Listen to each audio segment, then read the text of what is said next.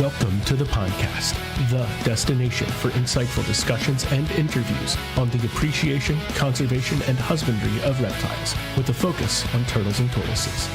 Now, let's join our team of turtle nerds. Oh. Did we lose Steve? Did this happen already? Is this it? No, he's there. I see him. You see him? I don't see him. I see him. I don't see him or hear him. Terrific. Steve, I'm here. say something. I'm Yeah, here. I can hear you. Okay, I can hear you. I can't see you. They should all be able to see me. Good. So the crowd can see. Now I'm going to do that thing where I'm used to every time you talk on the podcast, I need to like repeat what you say because we get used to the fact that people can't hear you, but now they can hear you. So if you're having any weird experiences checking out the podcast tonight and you don't see Steve or anything like that, please let us know. We're working through some last minute changes. People don't realize, but with the way our platform is and the amazing technical stuff that Steve's done in the background, that like if something out of the ordinary happens, like for instance, we have a really exciting guest who has a really difficult, challenging day and can't make it on the show last minute, then Steve has to go into like crunch mode and change the whole format because there's going to be one less person, or in this case, two less people because Minto's not with us either tonight. So here we are. Steve, thanks for your hard work. And everybody, welcome to Pondcast episode 77. Wow. 77, lucky 77. And for us, you know, every one of those numbers means a lot because we only do it once a month and we've been doing it for a really long time. So we've got your favorite turtle personality, America's turtle heartthrob, Chris Leone is here, as always. Hey, Chris. Hi. Say hello. Hello. And America's turtle guilty pleasure, Steve Enders, is here as well, and he's actually going to join us. That's a great title. Although I can't show him. I have a funny question later. We're going to do a rapid fire question segment later on that I hope gets a little bit funny. And I know that both of you will perform really well. I wrote down questions. I don't know if you guys have questions for me. Probably not. No pressure. But I definitely want to do that with you guys. I didn't even realize we were doing that. Yeah, that's okay. That's what happens when you make changes and pivot last minute and everyone has lives. That's okay. That's okay. We're going to make it work. And the really cool thing I'm excited about is like I feel like I've been getting less of you guys in my life lately. So being able to just connect, talk about what's new, because at least Chris, in your life, I mean, things change more often than I change my underwear. So there's a lot of things cooking at all times. And I love getting updates and everything anyway. So, you know, stuff that maybe people aren't seeing in your YouTube videos, which are great, by the way. Thank you. That means a lot. They're wonderful. I've been a big supporter of that from the beginning. Yeah, you know what? You're kind of responsible for it. You know, you're the one who pushed me to do it. I'll take it. So what percentage of royalties is he getting then? Well, I'll let you know when I get something first. That's awesome. Don't make him choke now, Steve. Come on.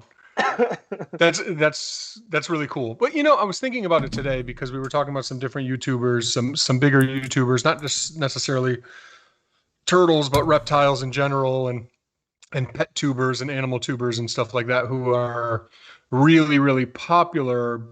But you know, it's about the unboxing videos and you know, you're not always seeing like the enclosures and the way they're doing it, and there's not always a great amount of information. It's more like sensationalism and clickbait and stuff like that. But yours is really informational, which is what I knew it would be, knowing you. And for that reason, I think like you and Greg are the best. You guys are just so good. I watch your videos, and you know, you don't pretend to know something that you don't, or you tell people, hey, this is the only way to do it, or you're not saying things that are wrong. You know, it's keep, refreshing. You know, everything is controversial no matter what, you know, but I always try to do that. Like I try to put these informative pieces out there, you know, because there's still, like you said, like so many of these big accounts, they're all they're doing is unboxing an animal. That's it. You're not learning anything from it. It's just a wow factor. That's it. Yeah, but I also like to let people know, like, look, you know, I'm also not that type of person that's trying to say this is the only way. You have to do it this way. This is the only way, you know, and you know, you still get the people that somehow don't pick up on that. You know what I mean? They have something to to say, but that's just part of the game. You're putting yourself out there. You gotta accept what comes with it, you know. But at the end of the day, I like to be able to say, like, it's facts. You know, it's not, you know, whatever I'm saying about the particular animal that's being studied in the video, that part is the fact. You know, yeah. I have my opinions on how things should be done, and that's what I like to put out there for people because they do work. But then they can walk away from it with, if anything, in the end, just another option. You know. Sure. I love it. I'm a huge fan. In case you didn't know. Yeah. Steve, let me get you involved here in the conversation. Yeah. You're used to being in the background. Yeah, I know. This is going to be different. It's been like a year, right? I don't know. I feel like it's been longer than that. I think it was... Yeah, you're right. It was January of last year. So it's been 15, 16 months. Yeah. Yeah, that's when we changed. I can't remember who the first... I don't know if it was Zach's episode. There was maybe it was Casey, but one of those episodes about 15 months ago, I think, was the first where you went to the back and started to try to figure out our technical woes at the time, because like we can't even keep having this show if we can't figure out the technical side, which of course you sprung into action. Sprung's the word. And were our knight in shining armor and saved us. Really appreciate that. So can you give us a little bit of an update? I really wanted to start off with something exciting. We got an update from the collaborative field work that we help support in Africa. So I'd love an update on that. And then also, you spent the weekend. Are your legs sore from walking around this weekend? Not too bad. It's the third one, so you know you getting used to it. Okay. Yeah. You definitely get in a rhythm after right. 3 of them. That it's you guys should see a little less strenuous. His quads. That's right. I have a hard time buying jeans. You know, the thighs are too big. All those, all they want to sell dudes is these skinny jeans these days, you know, right? I know, dude. It's terrible. I've got muscles in my thighs and my glutes, right? Like skinny jeans don't fit that. Yeah. I love skinny jeans, and I'm the biggest one here. So. I've been waiting for jeans to be stretchy material since I had elastic waistband jeans when I was like 4 years old. I've been waiting for that to come back. So the skinny jeans I don't mind when they're the stretchy ones.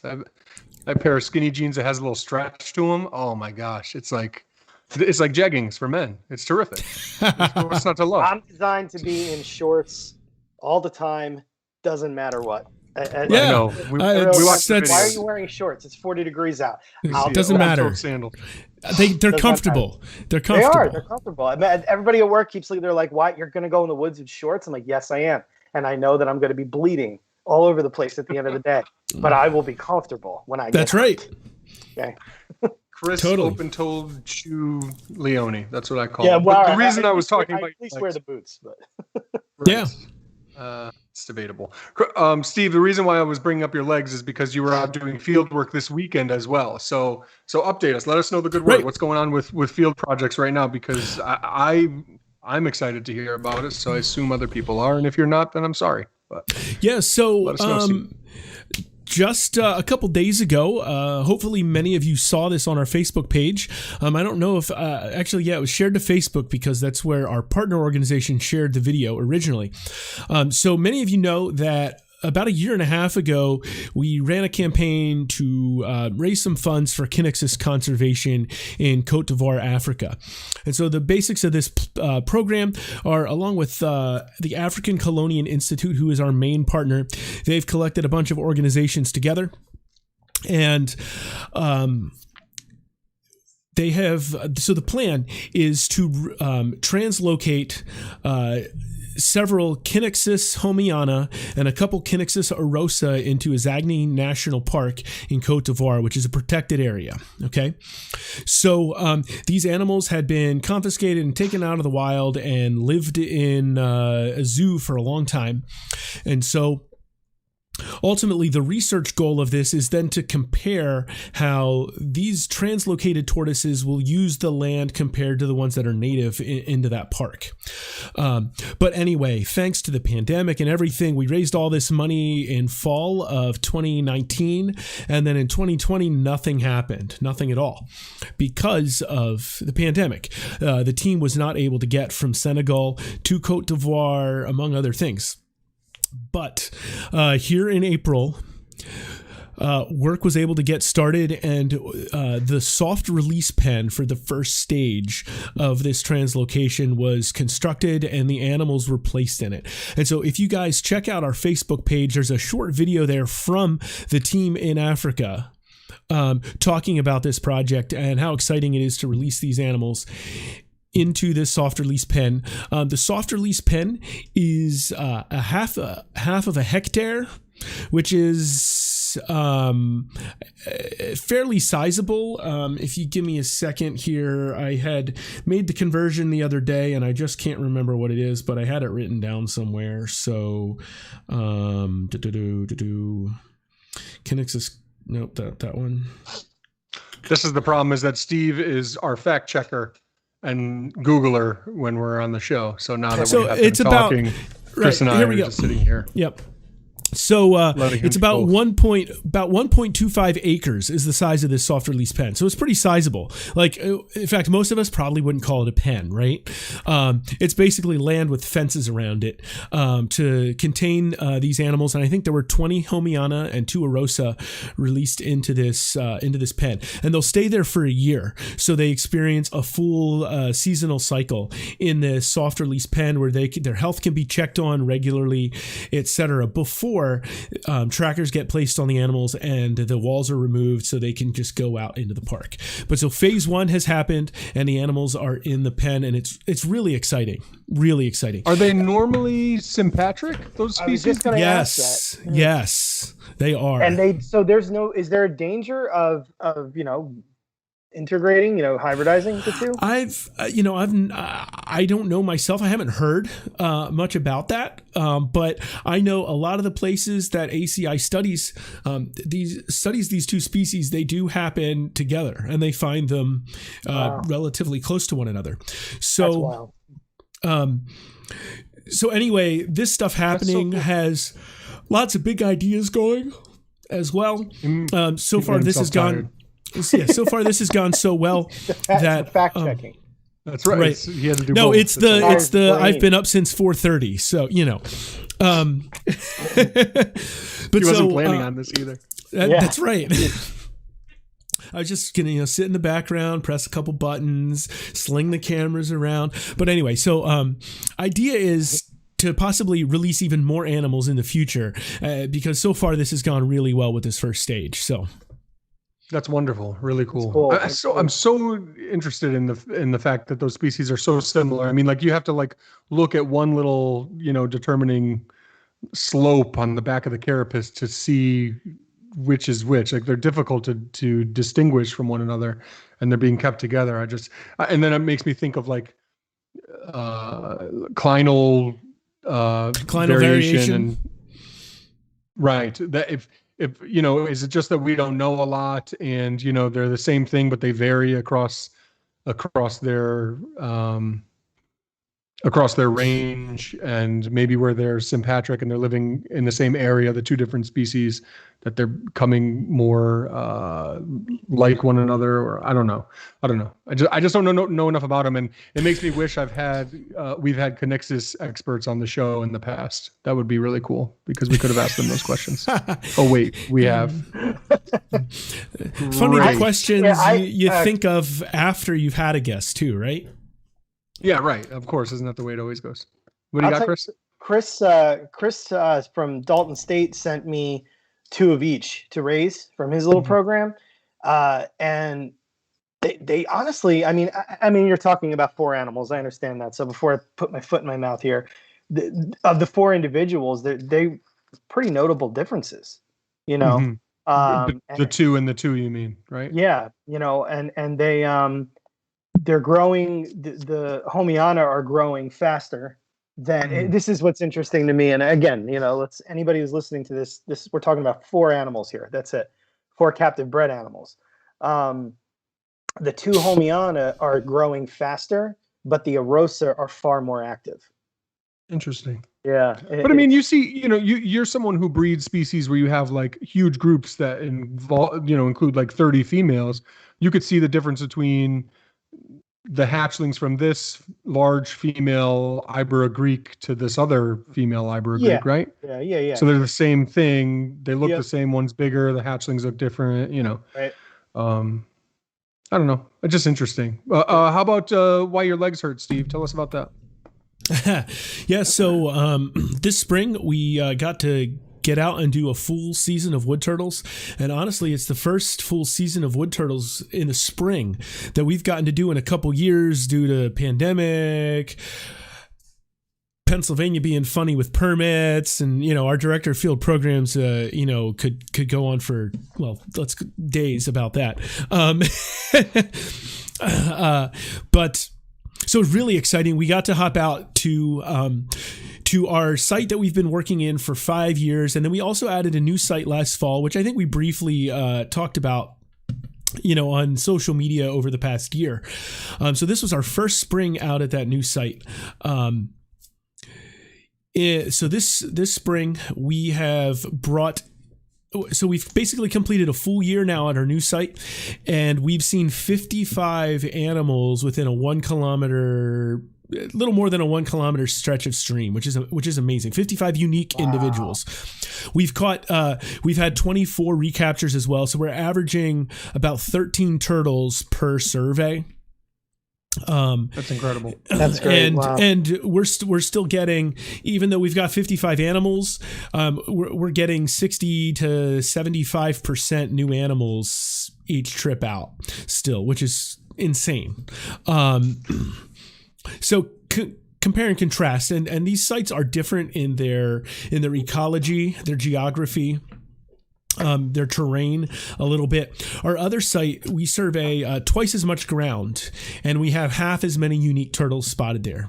And we've been there for 5 years. In 5 years, right. Now, yet, honestly, we're like, we're probably like, oh, we've probably found most of these turtles. Well, in our final spring survey at this site on Sunday, we spotted 4 turtles. 3 of them were completely brand new to us, and they were all at least 13 years old. And so, despite being there for 5 years, we're still able to find new animals, even older animals. So this year we've spotted at least 1 new juvenile and 3 new, or 1 all but adult and 2 older adults there at that site, that you think you're getting towards population, towards finding all the population, or at least so much of it that you're not going to find many new turtles. And we find 3 in 1 day. So that was pretty cool Sunday. That's awesome. Really cool. Yeah, I think when I went out in New York to observe and help out with a project that involved radio tracking, and these animals actually had transmitters on them. We're finding like 4, 5, 6 animals in a day, and if you found one without a transmitter, it was like jump for joy. That was incredible. Yep. So the fact that you guys are finding all of those and not using transmitters just blows my mind, and it shows how great and important those populations are. But then even within both of those populations, there's this variation where one is great and then one is like unbelievably great. It makes it that much more exciting. So I love the work that you're doing. I'm so proud of it. It's awesome. Yeah, and it's a little different than when you tug along to those kind of tracking surveys. Those are mostly in the summer part of the year too, and when the turtles do kind of spend a lot more time on land. And so I couldn't imagine trying to find the turtles at that time of year without trackers for sure. This time of year, we basically head down the streams, and they're typically in the stream or within visual distance alongside the stream. Actually, one of the coolest things of Sunday though wasn't the wood turtles. We found something we have not seen in that stretch anytime we've been there, and we've been there like, I think the number's more than 25 different days we've been out at this site now over 5 years. It's probably more than that. I think it might even be 30 or more. I just lost track. But we saw an eastern box turtle. A youngish female, about 15 years old, we think. But first box turtle we've seen there. She wasn't actually all that far from the stream either. On our way back down after the time survey, we were spending a lot more time on land because it was warm. It was 85. It was hot. So, we knew there was a good chance that wood turtles are going to be kind of on land or whatever. So we were looking on land as well, more than usual. And Andy spotted that eastern box turtle kind of next to a tree. So that was really exciting to get to see one of those in the wild in a place where we haven't seen them before. That's cool. That's great. That's really, really cool. Can I ask you a question, Steve? Now, when we first went out, when this project was in its infancy, and we went out with Eric Muncher and Jordan Gray, and then and actually Andy was there too, and those are like three really accomplished field guys, biologists who have done amazing, spent countless hours out in the field. And I remember being there and thinking, I spent my whole life watching turtles in the wild and catching turtles and observing turtles. But then to be out with them, like real outdoorsmen, I could remember you and I not being on their level, like not spotting as many things. And, I just like being happy to be there and stuff like that. Do you feel like in the 5 years that you've been doing this, that your skills have changed? Oh yeah, for sure. No doubt about it. I have gotten much better at just kind of where I pay attention to look for turtles and how I go through that survey process. It took a couple surveys till I spotted my first one, right? Even when we were out there that first time, you, Eric, and Jordan all spotted turtles, and, I didn't find a single one, while we were out there. How good are you? You said you've been out there 30 times and you remember back then. Oh yeah. I remember finding one. I remember the pressure I felt, like these guys are finding so many turtles. If I don't find one, they're not going to think I'm cool. I need to find a turtle. Like I was really in overdrive on that one. Yeah. Yeah. I needed to, deliver. I don't know why I felt that way, but I did. But that's awesome, Steve. I get it. I can't thank you enough for coming on the camera this time to let us know about it and give us the update. It's just such exciting things, and I can't wait to see what you come up with next and how these projects and other projects evolve over time. It's just the greatest. Yeah, I'm real proud of what Andy is doing, leading our field programs department, and as we continue to search for new ways to study and conserve turtles. So. Are you guys ready for rapid fire questions? Yeah, let's do some of that. So when you say rapid fire, do we have to give rapid fire answers? Yeah. Because I love it so much. Like one word and that's it? No, not one. Like. Just don't think too much. You can explain. Let's just get through it quickly. Okay. And see where it goes. Tangents, going off on tangents, I'll allow it. Oh boy. Okay. I just want to hear you guys talk fast. Okay. All right. Who wants to go first? Steve smiled. He goes first. Sure. Okay. You ready? Sure. Okay. First question. This is for young Steve. Is Steve. Princess Leia hot? Young Steve. Young Steve preferred Padme Amidala. Oh, I don't know who that is. Did you see his smile? How creepy it was? Answer, Steve. Wow. I don't know who that is. What is that? I'm supposed to know. She's the queen and senator in the prequel movies that released while we were in high school. 1, 2, and 3. Oh, yeah. That's why. Yeah, right. Understood. Exactly. Yeah.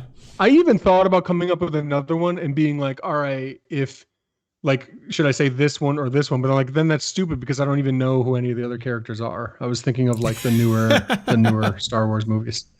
All right. What's your biggest pet peeve? Oh, still me? Yep.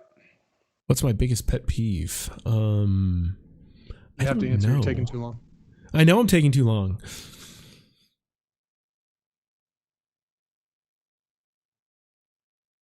Dead air is really good for radio shows. I know it is, especially when it's on a question like this. Pet peeve. He's too nice. I don't have any pet peeves. I love everybody. It doesn't have to be a person. Nobody has ever upset me before. Oh, that's not true. Smoking is disgusting. We'll go with that one. Thank you. That wasn't that hard. Better throw away those cigarettes, Chris. All right. Steve. He did that a long time ago. Go Chris. How are your... He only smoked because he was in a band. How are your four-eyed turtle eggs doing, Steve? They look great. 4 of the 5 look great. Awesome. That's really exciting. Yeah, two different females, 1 egg from one. 1 out of 2 eggs looks good from the new one. So, yeah. Okay. Are you happy that Minto isn't here tonight? No, I miss Minto. I'm trying to manage the chat while I'm talking. Oh man, if this was really like first thing that comes to your mind, I'd be so curious to hear that answer. Oh my God, I'm sorry. I had to. You guys know I had to. Oh, geez, Louise. Okay. If Lisa could... It's not even that bad. I just couldn't help it. If you could have Lisa crochet anything for you, if she was like a magical crocheter, what would you have her crochet? Well, she's already done a tortoise and a porg. A map turtle? I don't know. A living one? That'd be an interesting movie. If she was like the crochet Geppetto turtle comes to life. Yeah, if she was like Geppetto and she could crochet a map turtle, and then then there's a cricket in the house. You know how the story goes. Woo, that one I don't know why the Minto one didn't make me laugh that much, but the Lisa one did. I don't know why. That's so funny. Oh gosh, what's the most exciting project that you're a part of right now? Man, there's no wrong answer. I'm terrible at quick answers. Most I know. exciting... That's why we saved Chris for the last, because he's going to be he'll get through 12 questions in 14 and a half seconds. Possible. Right. I don't know. I love my 4-eyed turtles, but I love my map turtles. I love our wood turtle work. Actually, to be honest, there's something I'm really excited about that I don't want to talk about on air yet, and it's probably the thing I'm most excited about. It's an educational thing that we're working on with I'm working on it mostly with our new director of development. It's basically going to be the first project we're writing a grant application for. So I don't want to give too many details now until we get it funded, but I'm really excited about that project, and I think that might be the thing I am most proud of to be involved with. I'm loving it. Awesome. Okay. All right, let's switch over to Chris now. I still have more questions for you, Steve, so you're not off the hook yet. Okay, Christopher P. Leone. Okay. Disney villains. Marry one, fornicate with one, kill one. Disney villains. Ready? Go. Oh, wow. The order was marry, fornicate, and what? And kill. You've never played that game as like a young man when you do that? Yes. Okay. Oh boy. First, okay, Shannon just ran down the stairs to look at me like this. You better give me credit for that. Because it was her idea. Although she said Disney princesses, but I thought that was a little too creepy, Okay, all right. Marry Cruella DeVille. Marry Cruella DeVille. Fornicate with Maleficent. And fornicate with Maleficent, which I think is fair. I'm thinking Angelina. Yep. Yeah. Kill Ursula. Kill Ursula. Yeah. Okay. Shannon's right next to me. She's very excited about this. Okay. Kill. Yeah. Kill Ursula because just kill her. Gaston. No, why would I want? No, I thought she was talking about Gaston. She said, "Is there a Gaston?" I was still on Disney villains. Oh. It's a long story. I love how we're live and my wife is asking me questions because that makes for good radio as well. Awesome. Can you stop? Seriously. She's complaining about how loud I am. This is a live show. This is a live broadcast. Get her in here. Okay.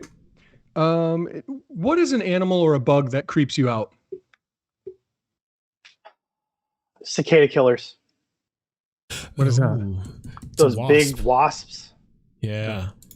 Yeah, they I'm getting upset. Yep. He's gonna cry. Yeah, I'm not out to hurt them or anything, but it's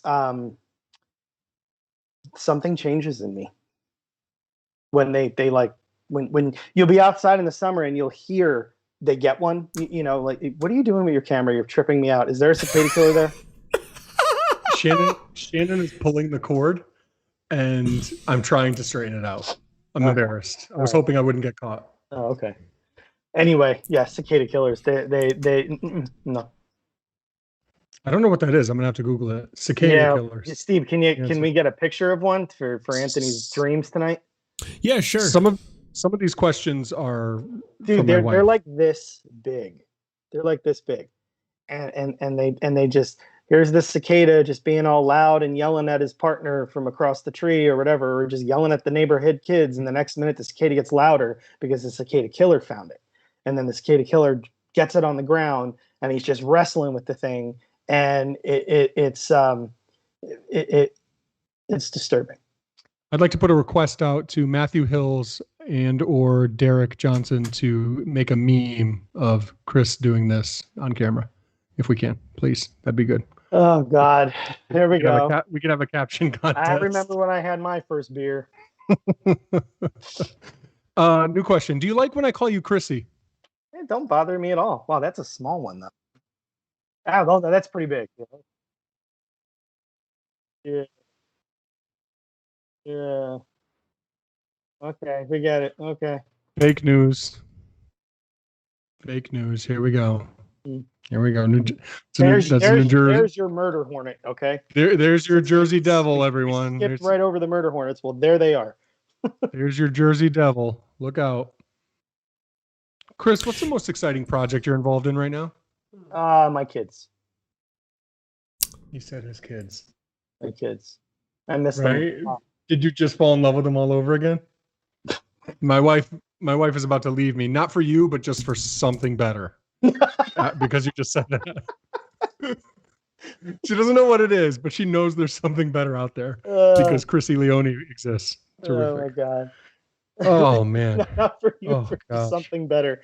That was great. Can they make a meme of that one too? Yeah, we can. What do you have to say to your turtle loving fans who have now watched you become a snake person? Well, I'm happy to see that a lot of them are into snakes, you know. Like a bunch of people have reached out to me. They're like, dude, I didn't know that you liked snakes or that you cared, whatever, you know. But I think the best thing I could say is they're just as important. That's really it, you know. That's a very irrational fear to have if you are afraid of them.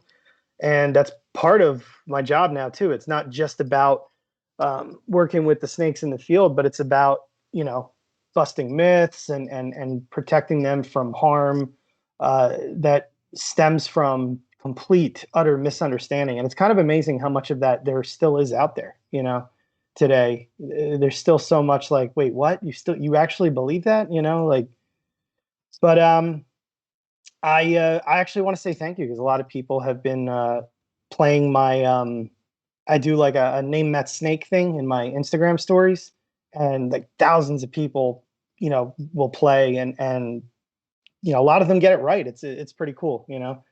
So thank you, and that's what I would like to say to them, and for being patient with me, and also to those that don't like it, you know, I'm sorry. You're so sweet. You're so. Yeah, I'm trying. I'm throwing shade at you right now, and you're just like the perfect politician about it, and just turn it into a positive. End up thanking everybody you know. Even the ones that don't like you, you have something nice to say. Yeah, the ones that don't like me, they don't understand how important of a role they play. You know what I mean? Like, Yeah, that's true. They're your what's the word I'm looking for? They're the ones that let you know if you messed up or if there's something you need to be mindful of. yeah, What's or up, in Steve? the end, it helps drive attention to posts because like you were saying before about the YouTube stuff and everything. I'm always trying to put facts out there or help people by giving them some kind of method to how to do something. So even when there's somewhat like a negative aspect coming from somebody, it helps drive more attention to that, which helps getting the message out. Yeah. So it's a good thing in the end. Steven with a PH. Did you? Yeah.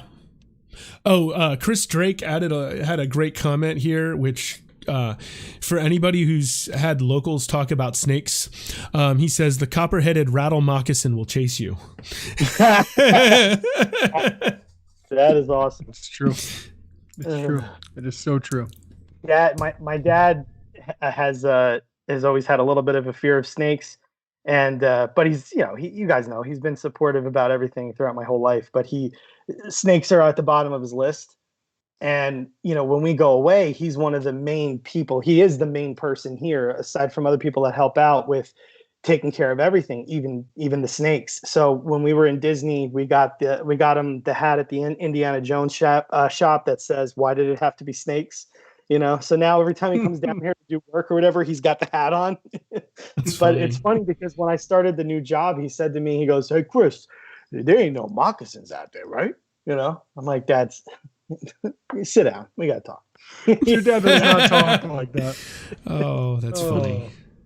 I love that. I love the fake accent that you gave him. It's terrific. I'm sure a little accent comes out.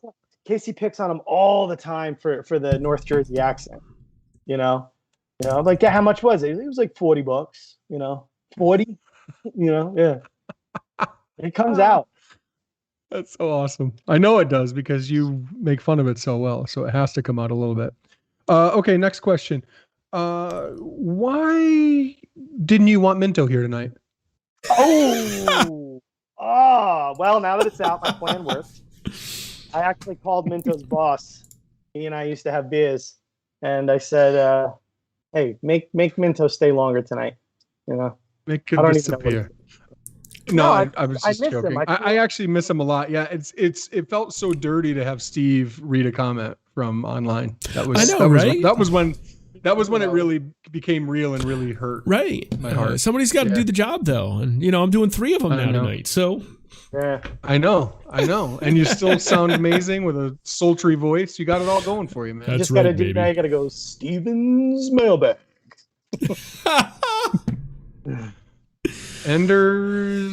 Senders. I don't know. Oh yeah, senders for that enders. Could work. There you go. Senders for enders. Oh gosh, does Minto have a job anymore? I love you, Minto. If you're watching this at work, Minto, I love you, and I won't replace Minto's mailbag. Oh yeah. Oh boy. Okay, I'm switching back to Steve now. Ready? I'm switching back to Steve now. Okay. What's your least favorite part about field work? The bug bites. I knew you'd have a quick answer for that one. What's your favorite part about field work? The people. Oh man, that's a good answer. Good. It's a good answer. It's a good answer to that question there. You kind of already answered this, but what's your favorite species you've worked with? And favorite, but listen, this is an important one for my daughters to learn too, because everything's a favorite and everyone's a best friend. You could be my best friend too, Daddy. Your favorite. One answer. The only species I've hatched has to be my favorite right now because it's the only one I've hatched. So quads. Love it. But love it. Good answer. Good answer. Man, quads meaning four-eyed turtle. Yeah, I do hope I have my first Graptimus hatchlings this year because that will be the most exciting thing ever. Yeah. So, hey, Greg, that's right. Barbary. I hope I hatch some Barbary babies this year, Greg. That would be a dream come true. From girls I raised from hatchlings myself. That'd be exciting. Yeah, that's been a long time coming, man. Yeah. You've had them as long as I've had spider tortoises. Right? Yeah, we basically got them at the same time. Long time. Yeah. Long time to be waiting for some turtles. Okay. Speaking of long time and turtles, what's your biggest turtle heartbreak? Ugh. That hurts, right? Mm-hmm. I think it was actually had to be last year when I had a good developing yellow blotched egg. It was like halfway through. I was starting to count down the days till it would hatch. Like you could shine a light on it and see it moving. And then literally like 2 days later, it was like it had burst. Mm-hmm. And I was just like, oh. Mm-hmm. Yeah. That's rough. Like someone punched you in the gut type thing, you know? Yeah, there's been a couple turtles that have passed that have been kind of gut punches too, but you know. Like a dagger to the crotch. I mean, like seriously, raise your hand if you've cried because of a turtle that died, right? Yeah. A long time ago, but yeah. Like, yeah. I mean, sometimes you get attached to them, even if they're, you know. I mean, like we take such good care and close care of them that, and like, you know, in the field, you know, half the reason scientists mark turtles is because you want to be able to tell them apart, right? We spend so much time with our animals that even you, Chris, right? You've got hundreds of them and you can tell pretty much each and every one of your wood turtles apart from the other. You could stand across the yard and hold them, and I know who it is. Yeah, right, exactly. You know, like we cool. we get this unique relationship with our turtles that you don't necessarily get, you know, just doing drop-in field projects here or there. It's tough to you know, in the end, yeah, they're wild animals at heart, and yeah, they don't care about us, but yeah, it's you're right. You're getting to know them on a whole nother level, but you know that does happen with field animals too. Yeah. There's been a couple losses with TCI where you know she was either in tears or whatever, you know, because it's like, yeah, it's a whole nother type of relationship. But yeah, I get it. Yeah, and so like especially the ones you hatch or raise from hatchlings, and you spend years, and then all of a sudden, it's just like no, you know. But yeah. Next question. Is it a happy one? Steve, are you the type of person who would catch or buy earthworms? Buy. I don't trust catching them because I don't know what my other neighbors are using to spray their yards. What about the people who catch them and sell them? I don't know of anybody who does that. He was prepared to do that. You were. I buy them from worm farmers. He gave you? Yeah, he's waiting. He's like, I can't wait to ask this question. I had a conversation about worms today, and it made me think. And I said, I'm going to ask Steve about worms. Okay. Steve, how often do you pee? Oh, probably a dozen times a day. Gotcha, I got you beat. I drink a ton of water. I run to the bathroom every other period at school. That's why I was asking him, because you pee all the time. That's such a stupid, weird question. There's no reason why I asked that, and it was like totally normal. Steve just said, "Oh, yeah, no, like no, like." Wait a minute, that's silly. I don't know any group of friends I've not had this conversation with. All right, I saved the best question for last. Okay, and this is an important one, and one that viewers definitely wanted to know about. Do you feel like you are? Because for anyone who doesn't know, Steve is a teacher. Do you feel like you're the type of teacher that people have a crush on? No, like students. Nah. That's an awkward question to ask you. The answer has to be no. But wouldn't it be weird if you found out like later on that like this 30-year-old person still thought about their math teacher who had a really cute goatee? I know. Somebody I went to high school with. No, I didn't go to high school with him. He was a few years ahead of me. Ended up marrying one of the math teachers that was there eventually. A girl my brother graduated with ended up marrying a teacher at my high school as well. Like, I don't know. It's weird, but like stuff like that obviously happens, but it's just weird. Well, I wasn't asking you if you had any extramarital affairs with your students. Well, I was just wondering if there's someone out there who's going to like write the future Hot for Teacher song and it's going to be about Steve Enders. I just think that would be so funny. I don't think I've been anywhere long enough to do that, but I don't know. That's a weird question, man. Really weird question. I feel like it only takes a day. You know? Is that going to be the title of your song, Anthony? Yeah. It only takes a day. Man. I'm hot for Ender's story. Okay. I'm hot for Mr. Enders. I don't know. That was such a stupid thing, but I just thought you okay. Don't take this the wrong way, but you're such a dork that I thought it would be so funny if that was a thing. I bet you it is. I bet you there's someone out there who just has like Teen Bop posters of Mr. Enders hanging in their bedroom. So somebody did make a meme out of me at my last job. Was it? Oh God, I need to see it. Can I see it? No? I don't know if I have a copy. So we had a faculty versus students basketball game, right? And I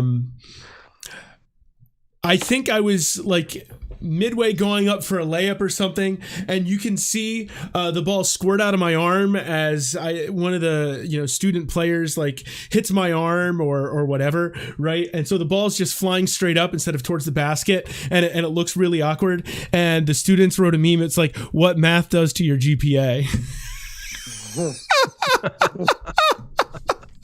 Throws it all out of whack. I like that. I like that. That's not even making fun of you, really. No, I mean, it was great. Probably funny. I like that. Not bad. You know that one meme where like you see the car like wildly taking the exit ramp. Yes. Yep. Right. And I don't remember what they put on the straight side, but the exit ramp was the turtle store. So because they knew I liked turtles, so. The turtle store. Mr. Ender's going to buy turtles. People don't get it. It's okay. Oh, that was good. I'm sorry. I don't even know why I asked. I thought that last one would have been funnier. I feel embarrassed that I asked it now. I'm sorry. I tried. I was workshopping it. We saved it. We saved it. Instead of I built it up too. Save the best for last. That was stupid. I'm embarrassed. I'm never gonna forgive myself. Oh, boy. All right, back to Chris. Let's round this out. All right. Chris, favorite species that you worked with? Worked or work? Either one. Have or do. I'd have to say spotted turtles. Really? Yeah, I was just talking to Ken Sofer about that because he came up to visit yesterday. And I was even saying to Casey, because during the day she's got like a million things to do with the animals, and she's like, "What do you want me to do today?" But I'm always throwing something in there about the spotted turtles. They're such a staple from my childhood, and I had a lot of problems with them over the years, like really trying to get them to acclimate. And whatever I've done now, they're just really doing well. And I'm leaving them be. Really, there's like all different ages in there now. It's really cool. They just like, everybody knows I'm a testudo nut. We don't need to go down that road. But the spotted turtles are really I just love them, man. I everything about them. They're just they're such a perfect, compact little gem. I love them. That's awesome. And you got the shirt on today. Oh yeah, I did. That wasn't planned. I did not know you were going to ask me that. But there you go. That's a fairy Grunwald, right? Yeah. A Turtle Arts. Yeah. He's got a lot of cool stuff coming out. He does, right? He's been working overtime. Oh, really? Yeah, so many awesome sorts of stuff. designs. Yeah, he's definitely got the best turtle shirts out there consistently. Okay. My wife would like to know why you don't respond to any of her comments on Instagram. I have learned to just not pay attention anymore. Not to your wife. That's not what I mean. Sorry, Shannon. I just kind of don't. It's kind of like out of sight, out of mind thing. That's why, like, when I put content out, I kind of try to hopefully like squash any questions or you know what I mean, like whatever, because I can't sit there and answer all the time. But I'm assuming she's probably sending things that are to make fun of me. Probably, yeah. Yeah, probably. Well, I mean, that's what she does. That's why I love her. Yeah, she can call me up and yell at me if she wants to. Okay. But you know what it is too? I'm where I am every day at work.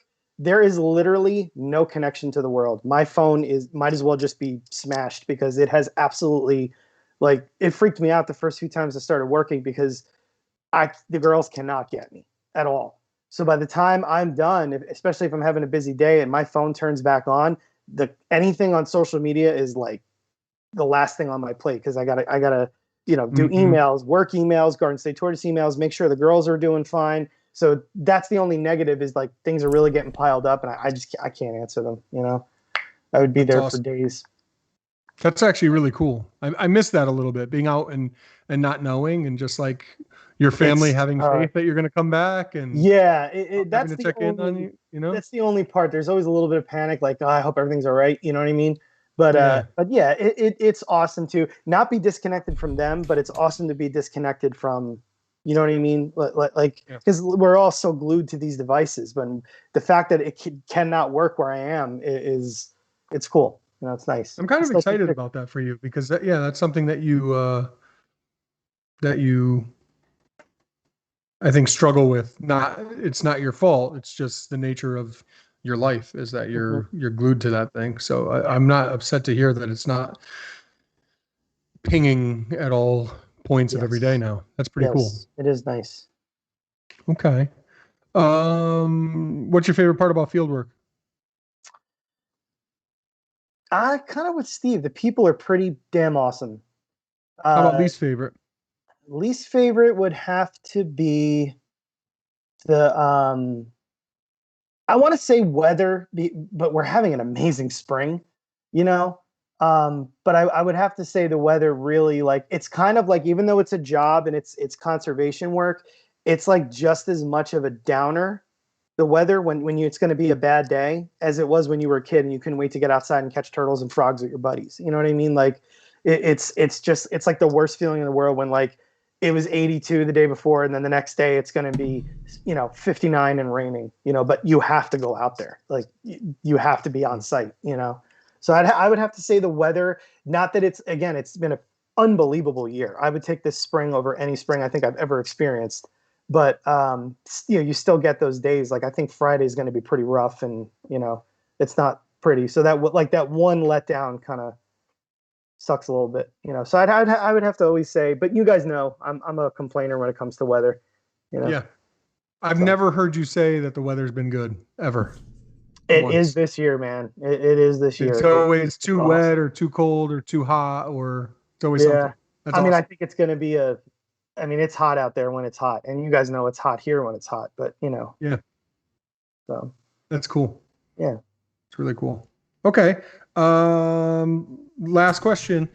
When are you going to buy your wife a mini cow? Oh man, I should have known that was coming. Well, I guess it'd have to be after I get her the 2 goats and the puppy. And she's so into snakes too. Like she want I guess we have to get a mini cow. I guess we really do. So for all those people out there that want an animal person as a significant other, and you're an animal person, this is what happens. Poor guy hates cows now and hates goats. I only hate goats because of what they did to me. What? Oh God, what did they do to you? You know the story about the goat that escaped and almost caused an accident on Route 33, and then he had to be castrated, and you don't know that story? I thought I told it on I think I did. Episode. Yeah, I might not have been paying attention. I might have been worried about. We had a very we tried how you were scaring the guest away or something. Yeah, we had probably. That was the Anole story. We real briefly we had goats, and we had this one male that was not neutered, and he was terrible, and he would, no matter how high we made the fence, this thing would get out, and animal control got involved, and they basically said, like, look, man, just letting you know, if this thing causes an accident, because that's when we lived right backed up to a major highway. So he was taken care of, and he is still alive today, but there's the picture. That's not what she wants. Yeah, they are cute. Yeah, she wants an African zebu. you know, girls. Girls in their livestock. Oh my gosh, that's too good. Definitely deserves it. I just, maybe I don't know where it would go, but what girl doesn't grow up wanting an African zebu?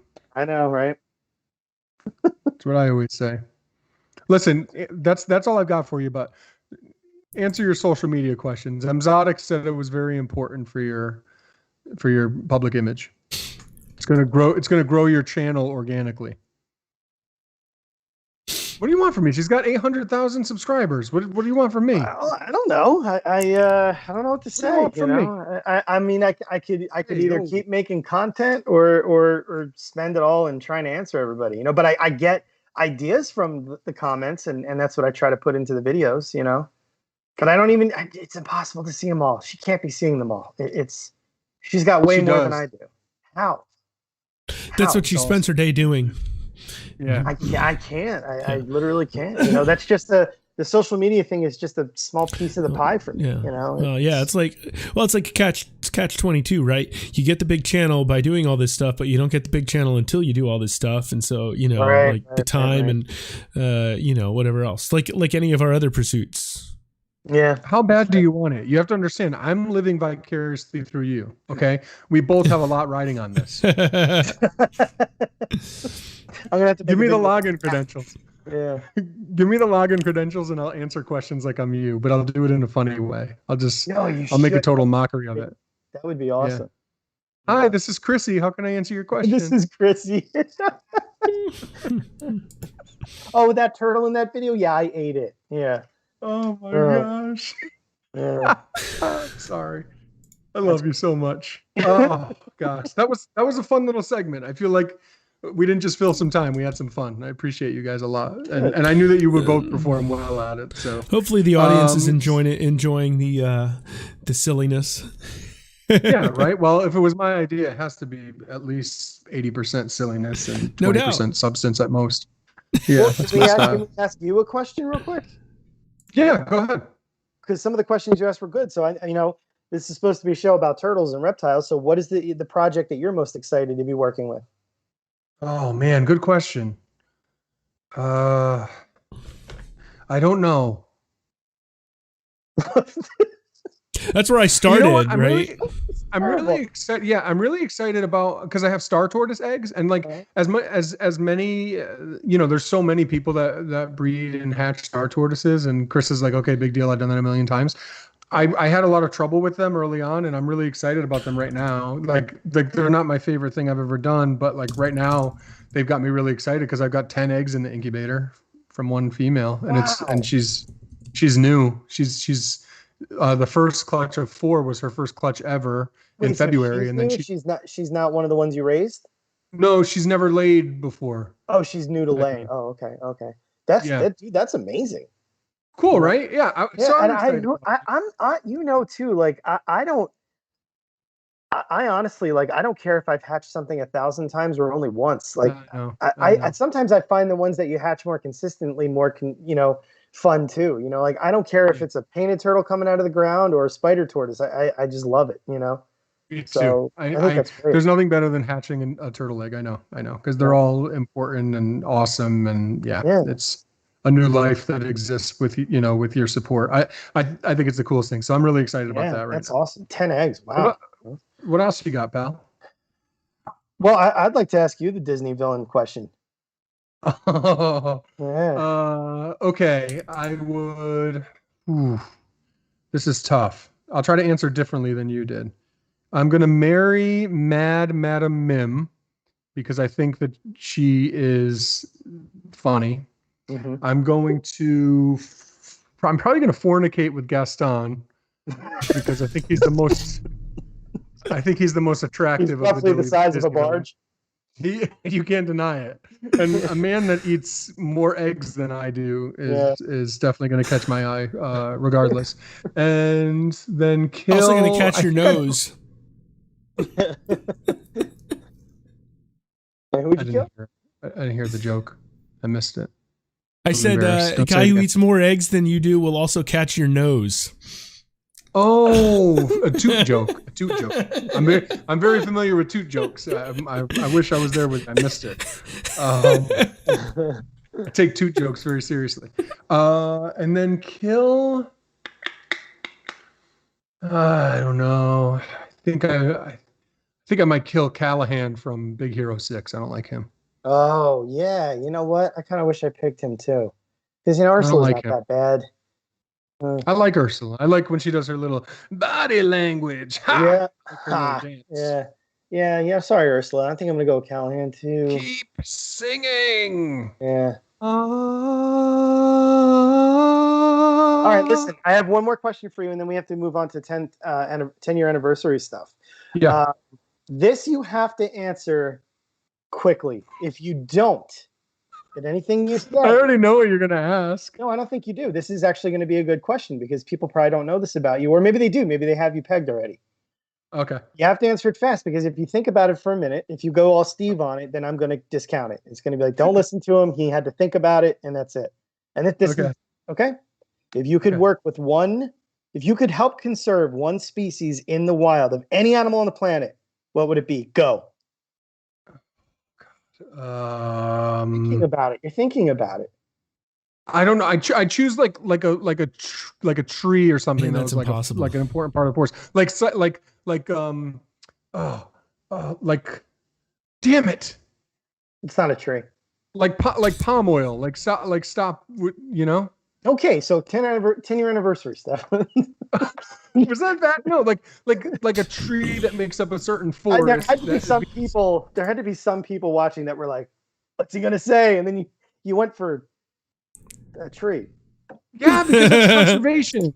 Because if you're, this is where you gotta conserve the habitat. You gotta save the habitat. I get that. Yes, but I was personally curious what kind of animal you would pick, specifically a turtle. You know. I don't know. The red panda, because they're so cuddly.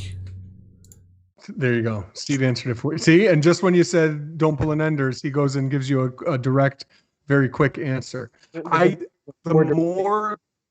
was great. The more that I learn and figure out, the more I realize that I don't know anything. Oh yeah, absolutely. And this is a great example of that because I just can't answer that question. And 10 years ago, I would have been like, oh my gosh, it's got to be the plowshare tortoise because blah, blah, blah. Like, no, I don't know. I don't know. I would, I could argue why, certain turtle species don't get as much attention as they should, and everybody just cares about megafauna and stuff like that. Oh yeah. Shannon and I had a big argument about this, and we talked about it on Turtley Devoted, which was great. But it was like she was saying how the girls were learning about dolphins. I was like, well, that's really cool, but why don't you pick something that a 6-year-old kid won't learn on their own, just from watching any documentary or talking to a friend or looking at a Lisa Frank Trapper Keeper. You're going to see dolphins and learn about their plight no matter what. Everyone knows it. So why not like a pangolin? And my wife with the biology degree doesn't know what a pangolin is. So then we got this conversation. She's, why are you like that? Why do you put pressure on people and blah, blah, blah. And it's like, no, I mean, just, there's interesting stuff going on and important stuff going on in the world and people don't even know about it. So that's what I worry about more. But I would conserve like a forest or a type of tree that makes up a forest or whatever. Because if you conserve that, then you conserve everything that lives beneath it.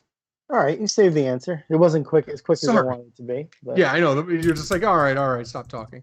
Okay, no. Anniversary stuff. It's okay. I would do it to you, so that's fine. You would do it to me. I would, yeah. It's okay. In fact, you have. I have and I will. Again, It's not the last time. So 10th anniversary stuff. Listen, what a great way to just round out this episode too. Like being here with you guys is so awesome. And I can't believe that the Turtle Room is 10 years old. It feels like just yesterday it hadn't even been started yet. And we've got some cool stuff planned. Do you want to talk about it, Steve? Or do you want to talk about cool stuff? Yeah. So put you on the spot again. Yeah, put me on the spot a little bit.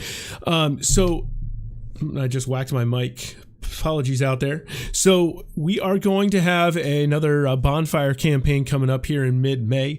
So keep your eyes out for another t-shirt from the Turtle Room. This one's celebrating 10 years of the Turtle Room's existence. Basically, if you buy one of those, we'll try to have it to you by our 10th anniversary, which will be in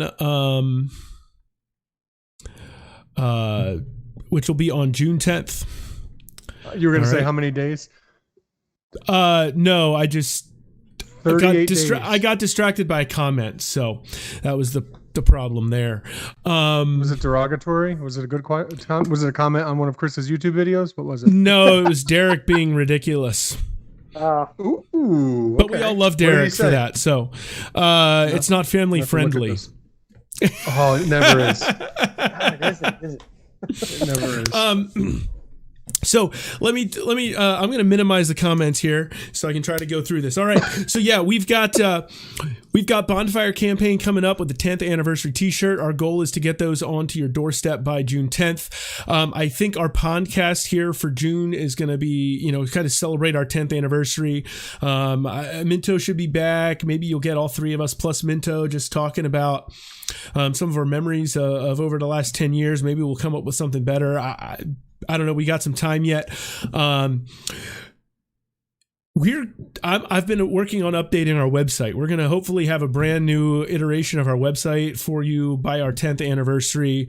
A bunch of you donated during our Easter fundraising campaign, so thank you for that. We're going to run another campaign here with our 10th anniversary. Kevin Mintos created a cool graphic that we're going to use to help celebrate some of our 10th anniversary stuff. The t-shirt, John Spagnuolo and Anthony have been working on a little bit, mostly John so far, to kind of get that going. We might actually celebrate our 10th anniversary into the fall with another t-shirt in the fall as well. I kind of like the idea we're working on for that one. We were going to do some other bigger things, but obviously not knowing what the pandemic situation was going to be like when they would have needed to been planned, we don't necessarily have those. We're not going to be able to do some of those in-person type things we were hoping for, but I know our social media team is planning a bunch of cool stuff to celebrate through the month of June. Different things the Turtle Room has done, etc. What, Chris and Anthony? Yeah, you guys have been with the Turtle Room almost as long as I have. I think Chris was at 2013, like 2 years after we were formed, I think, and Anthony was the spring afterwards, basically. So you guys have basically been here for 8.5 to 9, to 9.5 of those years. What was that? Better part of a decade. Yeah, and Garden State Tortoise has their 10th anniversary this year too, technically. Yeah, 1 month later. Yeah. Yeah, and so just while we're thinking about 10th anniversary, what over these last 10 years is the thing that you're most proud of? If you had to think about it right now, your rapid fire, and we can talk more about this, maybe next month, but we can kind of tease it a little bit. For me, just noticing the respect, it's in the early days, it was kind of like, because the name, the Turtle Room, wasn't always taken seriously at first, but it had, when you sit there and you put it in perspective for people, we all started off with a turtle room or a reptile room or whatever, and then once you explain that to them, they're like, oh, okay. And I think it kind of hits like a level of nostalgia with a lot of people. And I just think it's grown into a pretty, impressive respect level. That's what I've noticed, is that there seems to be so thank you, for the people that respect it, I don't know if I've said this publicly as much as I should, but it's a little bit of a point of contention with me. I'm going to give Steve a hard time, because when the Turtle Room was first starting out, we talked all the time before it even started about what it could be and that sort of thing. And at that time we were seeing a lot the can I talk about this? About the Turtle Station, which is now a defunct group of folks who we know really well and knew really well at the time. And we were thinking like, well, we want to do things a little bit differently, but like, we're going to make like a club and it'll be like an opportunity where you could like, learn and share information and create resources, but also, a place where you could sell offspring if you're breeding stuff and stuff like that, which is crazy that's where it started, because we're so far from that now. We just kind of realized what some of the hangups were with that sort of thing. Not that it's bad, but it's really tough to do both together, which is why it's awesome for folks that do an amazing job on the herpetoculture side of things, like Andrew Hermes and Chris, to also have this other side that they're really well involved in with the conservation side of things as well, to show like, hey, I'm not just out here trying to make a buck off of things. I'm really involved in making sure that these animals have a future. And that future being in the wild as well. So anyway, but back to where it started. Steve wanted membership dues from the members of the Turtle Room, and I didn't join because you wanted $50 from me, and I was not going to give you $50, my friend. I would not do it.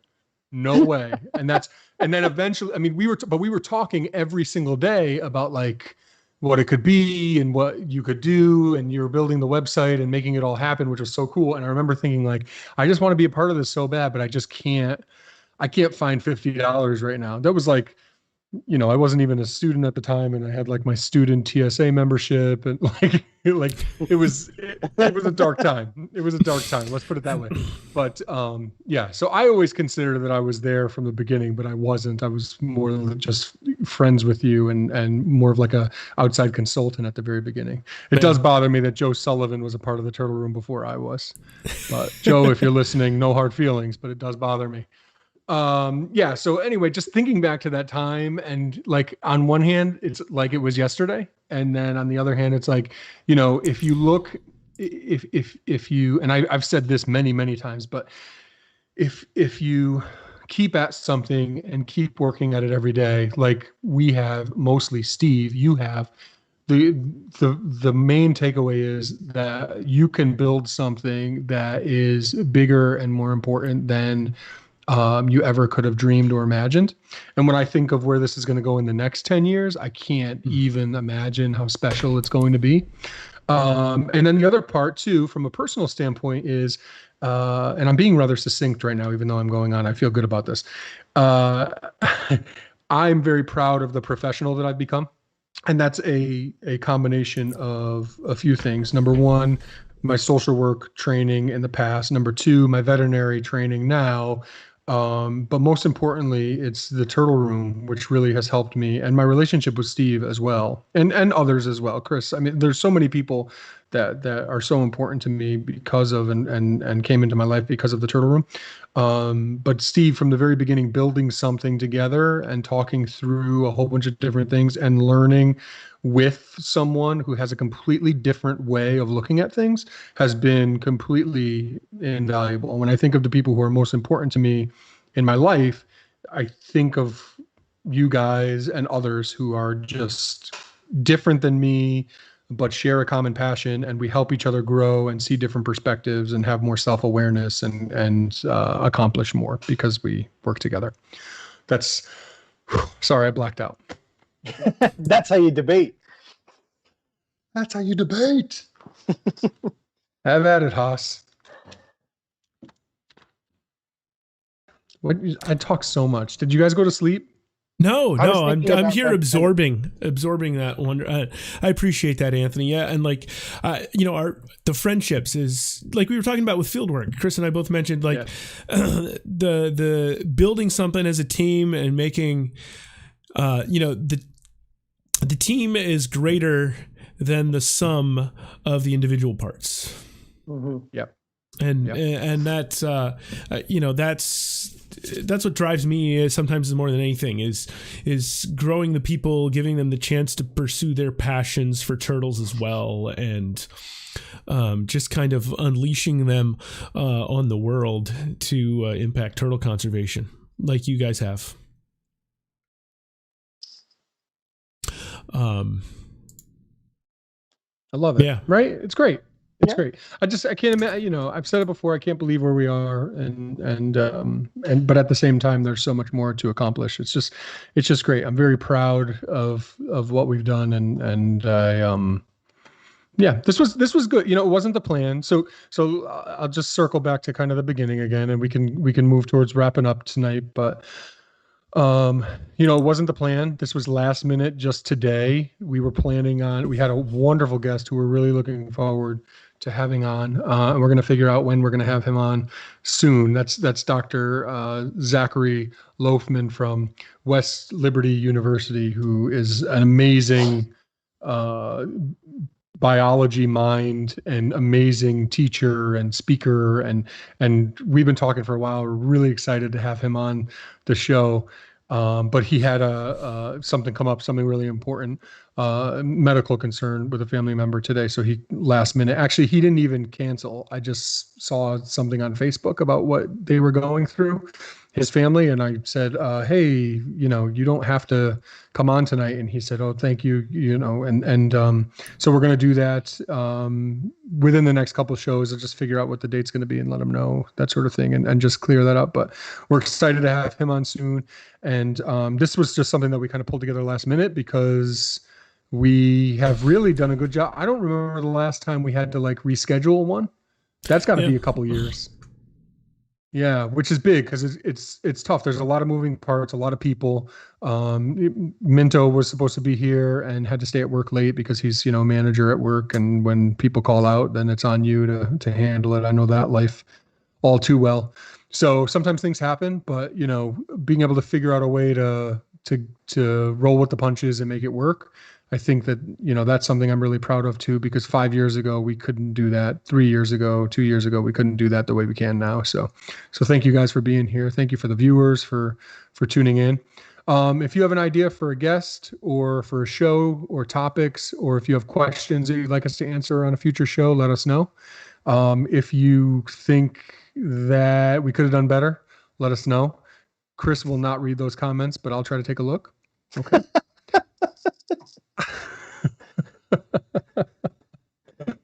And if you're looking for a great YouTube follow, make sure you're following Garden State Tortoise. If anyone watches or listens to the podcast and doesn't follow Garden State Tortoise, what's the deal? What's going on there? I'd like to hear from you. Yeah. Tell me why you don't like Chris or his content. That'd be great. I want to do it. I would love to do a thing. I said to Casey, I think this would be a great. Maybe I'll just make it a YouTube video. Where they have celebrities read angry tweets. I want to do a thing where I read the comments. So yeah. There's I mean, I'm making it sound like everybody's no, it's X amount of tons of positive comments, and then there's just one, and Chris, we need to do it. Some of them are so good. You know what I mean? They're not they're not you suck. It's who's gonna laugh at that? But some of them it's I really want to do it. And I didn't know if should I do that and be drawing attention to something negative, but it would be funny. It's not meant to be, because I just want people to see some of these, you know what I mean? I want to do it. I think that should be the next collab video. You can ask Dan and Greg. Yeah. And people to send them in. Me, Dan, and Greg, we've had these conversations going on between the three of us, and we'll go back and forth about stuff like that, when it happens, and it's just so funny, and I think it would, I like to do educational things, so I try to figure out how to, maybe like a feature at the end of the video, stay tuned at the end of this video, we're gonna read angry comments, I love that though. Remember a couple years back, the Redfoot tortoise, where people were you painted that. Oh yeah. Some of those comments were the Herman's tortoise, when they were all in the shade along the shade from the wall, and they're don't you put any bushes in your habitats? Oh yeah. Yeah, but Or some of whatever it these was. are just like over the top, Dude. amazing. You know. There are a bunch of comments. Do you remember that the when we used to make videos for the Turtle Rooms YouTube years ago, and I made one at Gatorland with this gator, and it ended up being like our biggest That's the video. viral Like, one, right? Yeah. yeah, well, it had like 1.5 million views or something like that, which isn't huge, but it was big. And it's Yeah. me. It was the stupidest little video, but then it's like it starts to get traction. It's like, well, maybe if this ends up being like a gateway thing where people start to watch some of our more educational content, like I could live with it. But Yeah. I like there were so many comments making fun of me because my nipples were hard when I was Oh, really? when I was talking about the alligator. That's awesome. Oh man. And it's just like the way the light was, where the sun was, and the t-shirt I was wearing, and it was a little, maybe the t-shirt was a little too tight. At that it was a Turtle Room t-shirt. The first Turtle Room t-shirts we got with the new logo were a little. Oh man, they were long enough, but they were a little tight. Yeah. So anyway, yeah, like like I just like I don't know. I just think reading that mean comment would be so hilarious. There was some that I were getting. The one of the most recent videos that really did well for me was just, it was like a 3-minute video about turtles under ice and how they survive under ice when they're brumating, and it was a video of a spotted turtle, and it took off. Recently. This is only going back like 2 months, and some of the comments are, you've got everything from like people saying like, how could you? Like, why aren't you breaking that ice open to save that poor turtle? And then some person went off about it and kept referring to them as frogs. Yeah. So I'm looking at it and I'm going, I'm definitely seeing this right now. Like, this person keeps saying frog and they're mad.